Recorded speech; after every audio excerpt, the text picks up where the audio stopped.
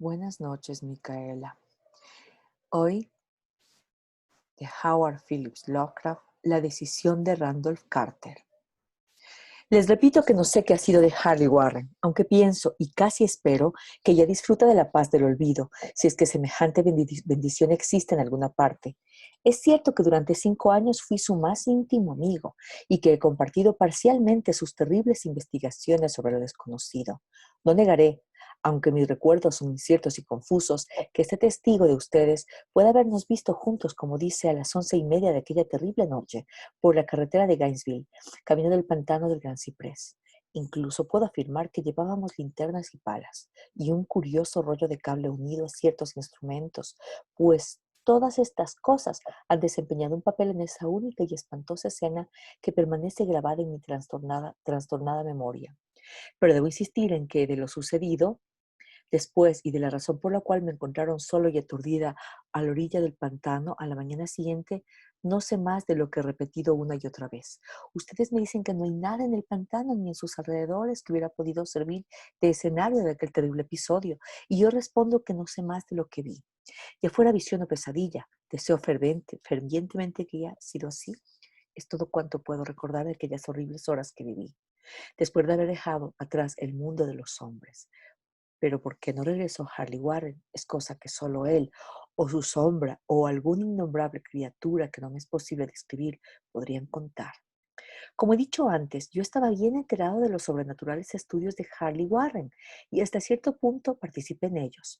De su inmensa colección de libros extraños sobre temas prohibidos, he leído todos aquellos que están escritos en las lenguas que yo domino, pero son pocos en comparación con los que están en lenguas que desconozco.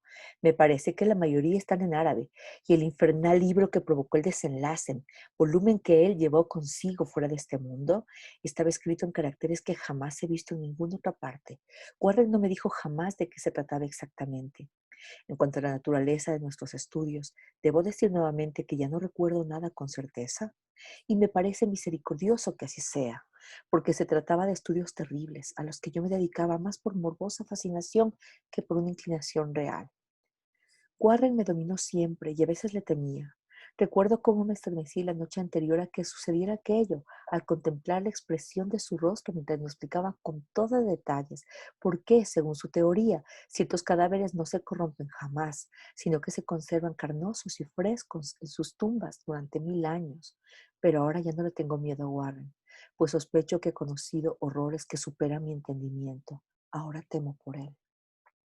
Confieso una vez más que no tengo una idea clara de cuál era nuestro propósito aquella noche.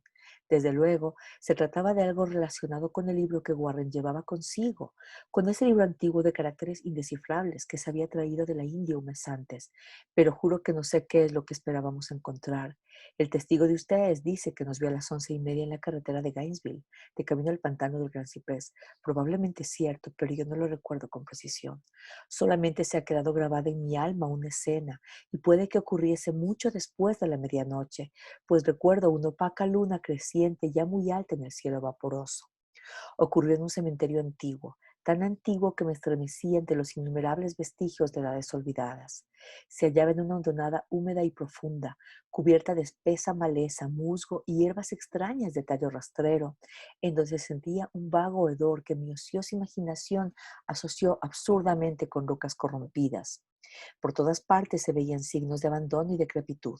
Me sentía perturbado por la impresión de que Warren y yo éramos los primeros seres vivos que interrumpíamos un letal silencio de siglos. Por encima de la orilla del valle, una luna creciente asomó entre fétidos vapores que parecían emanar de ignoradas catacumbas, y bajo sus rayos trémulos y tenues pude distinguir un revulsivo panorama de antiguas lápidas, urnas, cenotafios y fachadas de mausoleos, todo convertido en escombros musgosos y ennegrecido por la humedad, y parcialmente oculto en la densa exuberancia de una vegetación malsana.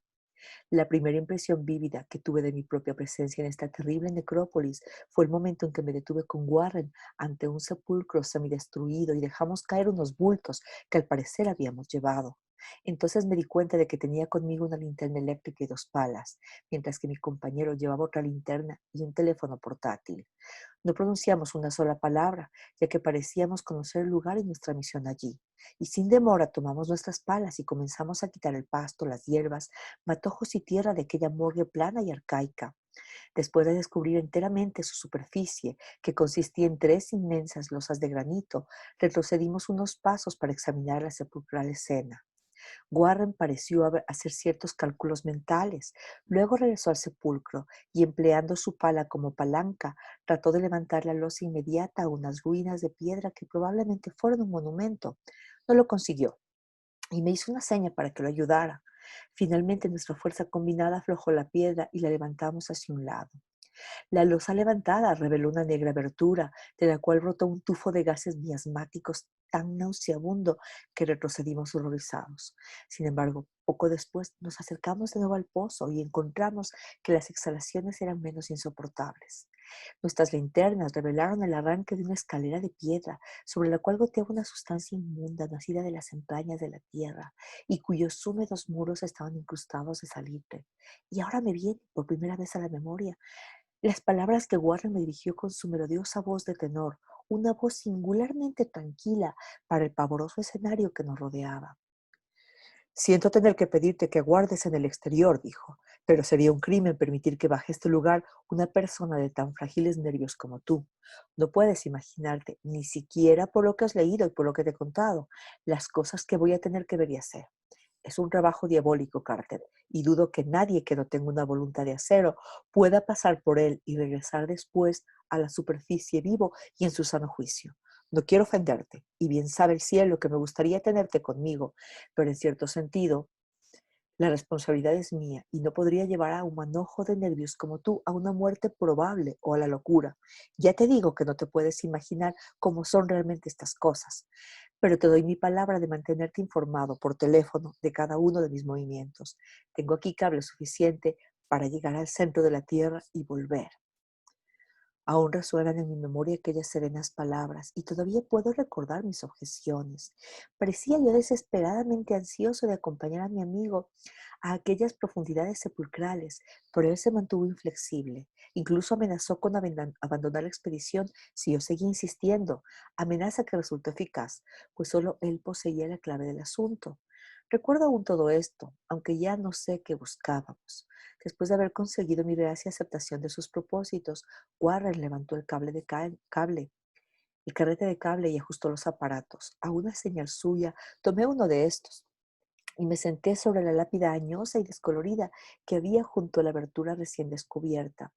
Luego me estrechó la mano, se cargó el rollo de cable y desapareció en el interior de aquel indescriptible osario.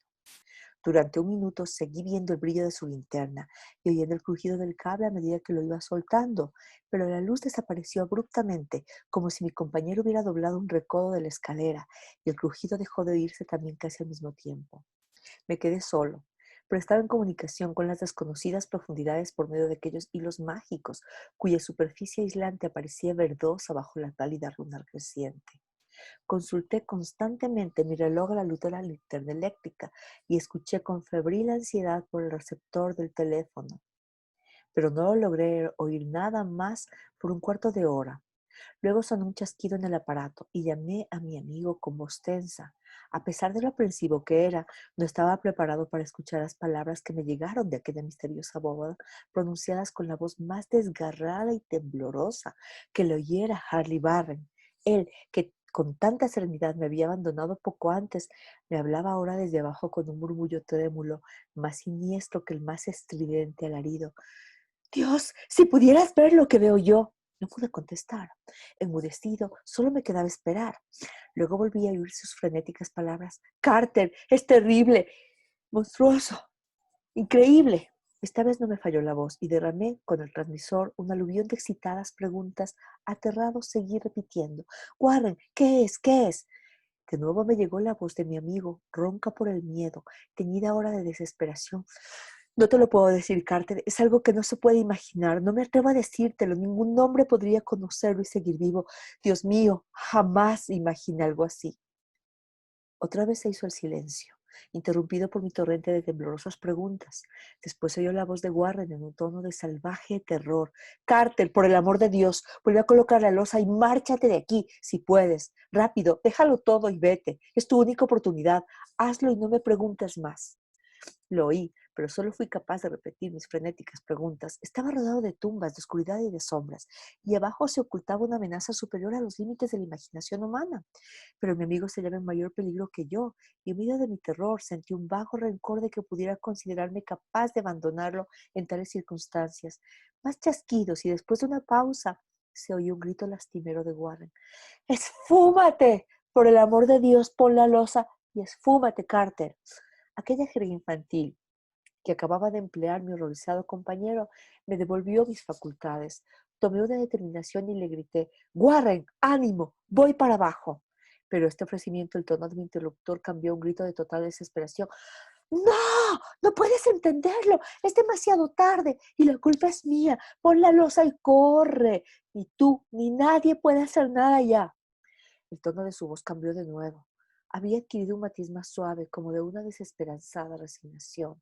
Sin embargo, permanecía en él una tensa ansiedad por mí. Rápido, antes de que sea demasiado tarde.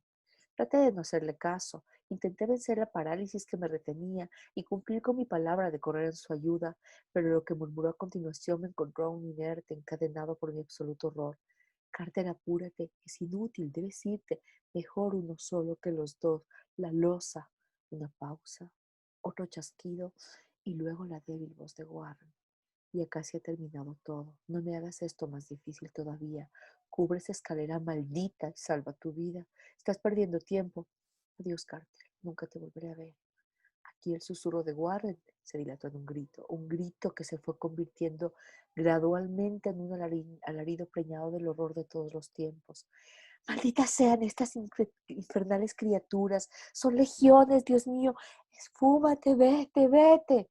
Después el silencio. No sé cuánto tiempo permanecí allí estupefacto, murmurando, susurrando, gritando en el teléfono una y otra vez por todos esos eones. Susurré y murmuré, llamé, grité y chillé. Warren, Warren, contéstame, ¿estás ahí? Y entonces llegó hasta mí el mayor de todos los errores, lo increíble, lo impensable y casi inmencionable. He dicho que me habían parecido eones el tiempo transcurrido desde que oyera por última vez la desgarrada advertencia de Warren y que solo mis propios gritos rompían ahora el terrible silencio. Pero al cabo de un rato sonó otro chasquido en el receptor y aguzé mis oídos para escuchar. Llamé de nuevo. Warren, ¿estás ahí? Y en respuesta, oí lo que ha provocado estas tinieblas en mi mente. No intentaré, caballeros, la razón de aquella cosa, aquella voz, ni me aventuraré a describirla con detalle, pues las primeras palabras me dejaron sin conocimiento y provocaron una laguna en mi memoria que duró hasta el momento en que desperté en el hospital. Diré que la voz era profunda, hueca, gelatinosa, lejana, ultraterrena, inhumana, espectral. ¿Qué debo decir? Esto fue el final de mi experiencia y aquí termina mi relato. Oí la voz y no supe más. La oí allí, sentado, petrificado en aquel desconocido cementerio de la hondonada, entre los escombros de las lápidas y tumbas desmoronadas, la vegetación putrefacta y los vapores corrompidos. Escuché claramente la voz que brotó de las recónditas profundidades de aquel abominable sepulcro abierto, mientras a mi alrededor miraba las sombras amorfas necrófagas bajo una maldita luna menguante. Y esto fue lo que dijo. Tonto, Warren ya está muerto.